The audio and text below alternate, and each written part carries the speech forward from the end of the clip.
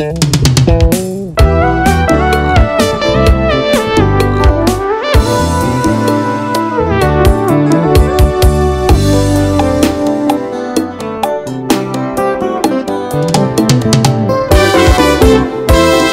informer Bilondais à la plaisir na biso na kati ya BNB magazine d'actualité, peu d'informations en général. Bolandi malam na bino so besoin de baku ya kolanda biso na numéro na biso ya sika et surtout bon début de week-end na bino nyonso. Bonsoir. Le président de la République démocratique du Congo, Félix Antoine Tshisekedi Tshilombo, a salaki discours na bobsek ya président tchadien Tolanda. Une véritable union du peuple tchadien dans sa plus grande diversité. Notre continent a assez souffert du manque d'unité et de stabilité. Il va sans dire que tout enlisement de la situation sécuritaire du Tchad constituerait une menace à l'intégrité territoriale du pays ainsi qu'à la stabilité de la région. En effet, la réalisation d'un tel scénario nous conduirait inexorablement vers un énième échec dans la quête qui nous unit tous d'une Afrique intégrée, développée et prospère. Chers frères et sœurs tchadiens, puisse le sacrifice consenti par son Excellence, le président Idriss Déby Itno, cimenter votre unité et votre attachement aux valeurs démocratiques et constituer le terreau de l'essor et du développement de votre chère République. À ce titre, soyez assurés de l'accompagnement de l'Union africaine dans cette période de transition que nous souhaitons pacifique, inclusive et démocratique, conformément à la loi fondamentale de votre pays. À la famille Idriss Déby Itno, et particulièrement à vous, distinguée Première Dame, puisse le souvenir de sa dévotion et de son amour pour vous et pour votre pays constituer le socle de votre consolation. Cher maréchal, que la paix et la cohésion règnent dans votre cher pays et que votre âme repose en paix. Je vous remercie. Congo Airways na Kenya Airways ba signé mémorandum d'entente pour renforcement et coopération et ça là qui na présence il y a deux chefs de l'État tous à bas détail.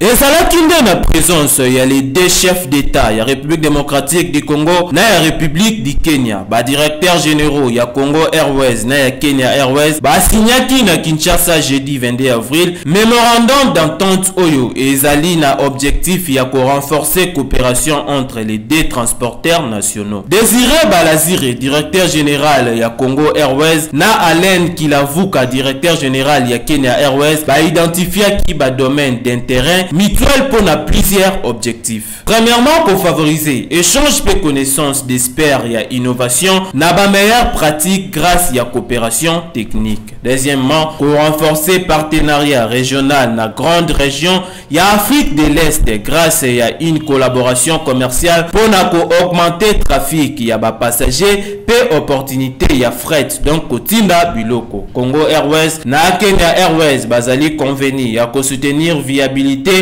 Il y a des transporteurs oyo grâce à la collaboration financière na suite à la pandémie ya COVID-19. Boyebake mémorandum d'entente oyo et baki sami na kati ya coopération na domaine ya défense na sécurité oyo ezalaki signé na Kinshasa mokolo ya mercredi. Na terme ya visite officielle il y a 3 jours na Kinshasa, le président Uhuru Kenyatta a zwaki avion na ye po na Nairobi, capitale ya pays na ye. Pe président Félix Antoine Tshisekedi Tshilombo a accompagné qui homologue na ye tina pied ya avion ndenge akendaki kozwaye les jours ya arrivé na ye. Sommet de dirigeants pour le climat RDC na Afrique et ça qui représenté na président en exercice de l'Union africaine pe président de RDC Félix Antoine Tshisekedi Tolanda. Mon pays, tout comme l'Afrique, réitère ici leur engagement à mettre en œuvre l'accord de Paris, ainsi qu'à contribuer, de ce fait, à la lutte globale contre le changement climatique dans le contexte du développement durable et de la réduction de la pauvreté. Pour la République démocratique du Congo, cette mise en œuvre se traduit, entre autres, par une contribution déterminée à l'échelle nationale qui prévoit une réduction de 17% des émissions de gaz à effet de serre à l'horizon 2030. Cette contribution se chiffre à environ 21 milliards de dollars et prend en compte aussi bien des actions d'atténuation que d'adaptation. À ce propos, eu égard à l'important potentiel forestier dont dispose la République démocratique du Congo, nous nous attelons à mener des actions qui permettent non seulement la protection de nos forêts, mais aussi leur gestion efficiente, tout en nourrissant l'ambition de restaurer notre couvert forestier à 63% à l'horizon 2030. Parmi ces actions figure notamment l'ambitieux programme intergénérationnel de reforestation qui prévoit de planter 1 milliard d'arbres d'ici 2023 sur toute l'étendue de notre territoire national. Il est important que ce sommet accélère la mobilisation de ressources financières additionnelles et conséquentes. Cela exige aussi de simplifier les procédures d'accès au financement climatique pour les pays les moins avancés, dont la majorité se trouve en Afrique. À cet égard, je voudrais rappeler l'importance de l'engagement des pays développés à mobiliser 100 milliards de dollars par an à partir de 2020 et à le rehausser à l'horizon 2025. Enfin, je formule le vœu que ce sommet permette de baliser le chemin de la 26e conférence des parties à la Convention cadre des Nations Unies sur le changement climatique. Na prémature réunion de conjoncture et salamaki kuna tozaba détail à propos recueilli oyo. En ce qui concerne l'évolution des principaux indicateurs économiques, le secteur réel renseigne une accélération du rythme des formations de prix intérieurs au cours de la 3e semaine du mois d'avril. Le taux d'inflation nationale hebdomadaire est situé à 0,119% contre 0,081% la semaine précédente. L'inflation de la semaine est consécutive notamment à la hausse des prix des huiles et graisses, des viandes, des poissons, des produits laitiers, des boissons alcoolisées, des produits d'entretien et réparation courante, des logements, des articles de ménage, de quelques produits pharmaceutiques ainsi que des articles de bijouterie et de soins corporels. Les résultats de l'enquête de baromètre de conjoncture de la Banque centrale au mois de mars 2021 révèlent la confiance des chefs d'entreprise concernant l'évolution de la conjoncture économique à court terme. Le solde brut de leurs opinions s'est établi à 15,6% au mois de mars après 14,1% au mois de février. En ce qui concerne le secteur extérieur, il a été constaté la dépréciation du franc congolais à l'indicatif et appréciation de 0,37% au parallèle face au dollar américain au 16 avril par rapport au 9 avril. Pour $1 américain, le taux d'échange s'est fixé à 1985,79 francs congolais, les dollars américains à l'indicatif, et à 2016,67 francs congolais au parallèle, après respectivement 1983,34 francs congolais et 2024,17 une semaine plus tôt. La ville ya Beni boyeba ke marche et salemaki kuna tozwa no comment oyo.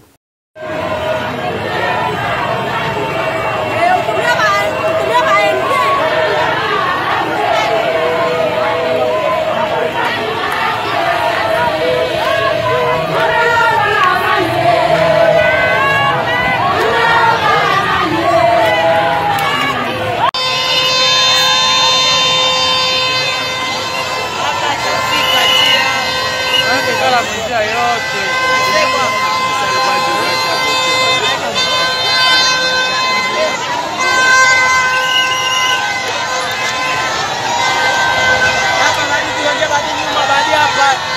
tuongee kwa nyuma. Hapa tuongee kwa nyuma kidogo.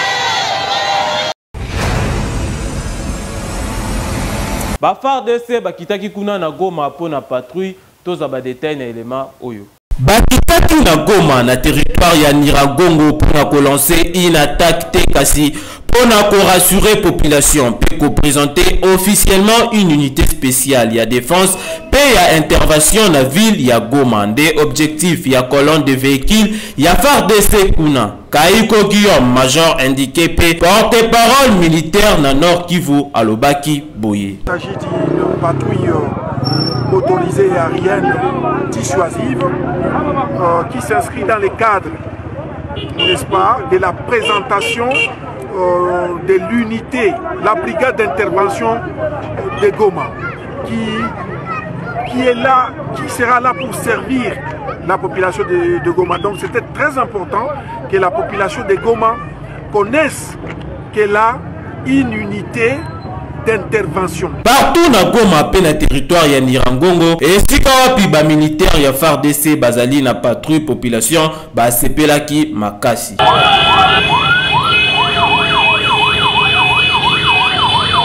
Nous sommes très émotionnés avec notre armée congolaise. Nous sommes très heureux de ce que l'armée prépare pour nous, la population de la ville de Goma. Pour la major Kaiko, patrouille Oyo, ezali initiative ya commandant ya 35e légion militaire pour na prouver que l'armée bazali prêt pour apparaître dans toute éventualité. C'est une patrouille imaginée par le commandant 34e légion militaire qui s'inscrit aussi dans le cadre d'une anticipation stratégique parce qu'au regard des rumeurs, n'est-ce pas, qui courent et qui met à mal la quiétude de notre population, il était important que la population de Goma sache qu'elle a une unité, n'est-ce pas, d'intervention composée de vaillants militaires des forces armées de la République démocratique du Congo qui n'évoluera pas seul. Vous avez vu qu'à côté de cette unité, il y a aussi le task force. Une façon de rassurer notre population que nous sommes présents et que nous sommes prêts à la défendre, quel que soit le prix à payer.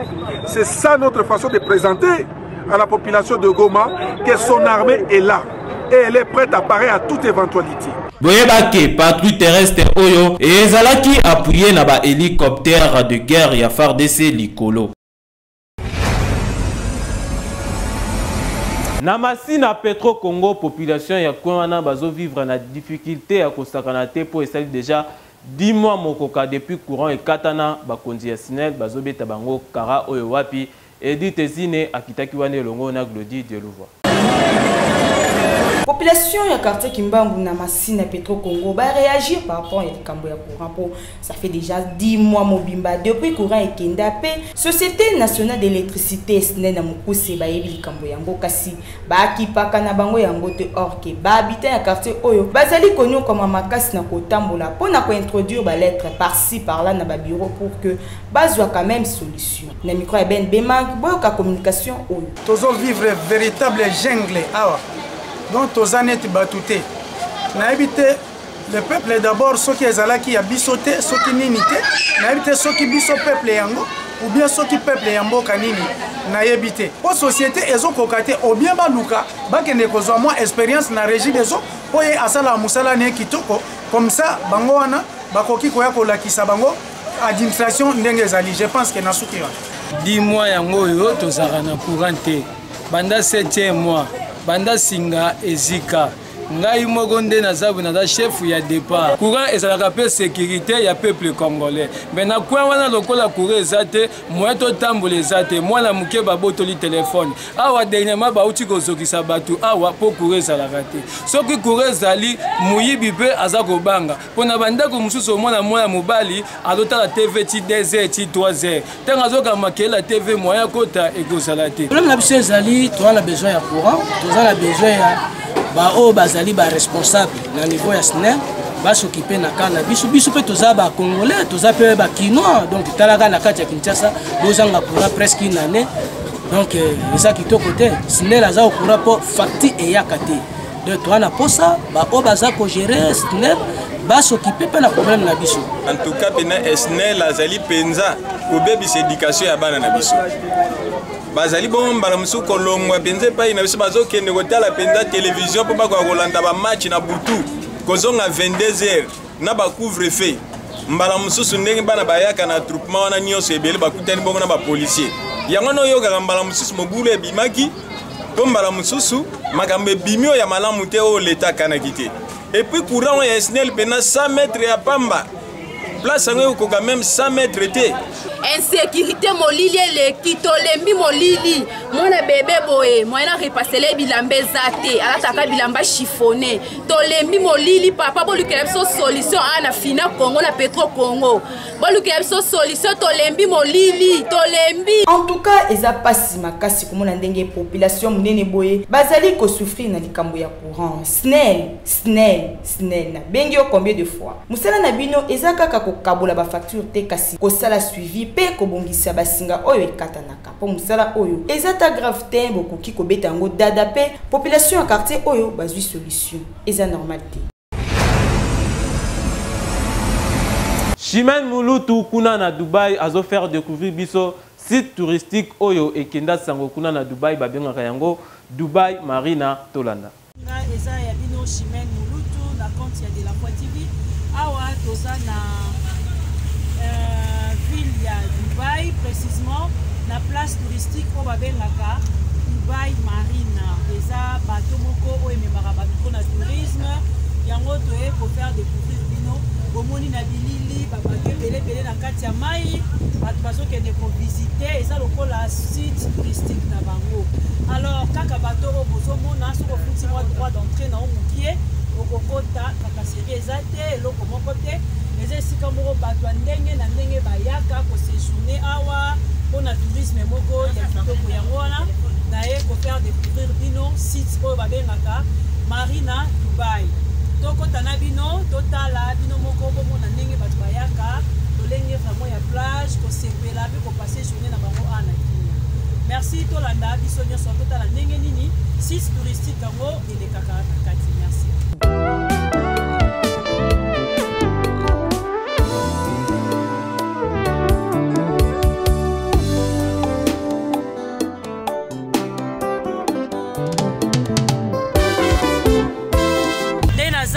Mwana bilili naza na kati ya bateau na mai donc okobeta tour otamboli osali ba jeu osali o nyonso ki kosala okoki pe kosukola kaka na site touristique o babengaka Marina Dubaï yango toye ko faire découvrir bino yango.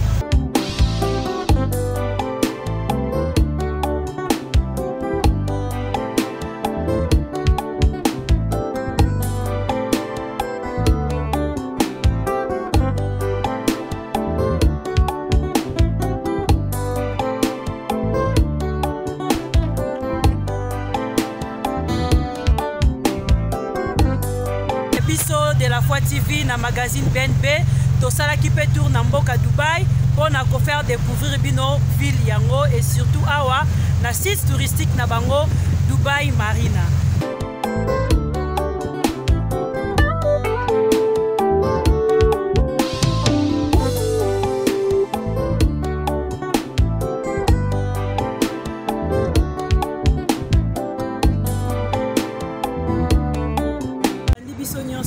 Site touristique ya ville ya Dubaï place au babengaka Marina Dubaï Marina. En tout cas, merci mingi na bino ba téléspectateurs na ndenge bo découvrir na biso ensemble site touristique na bango ezala ki bongo ya bino Chimène Mulutu na compte ya de la Foi TV ya magazine ba sango na biso. Merci na zongi selio.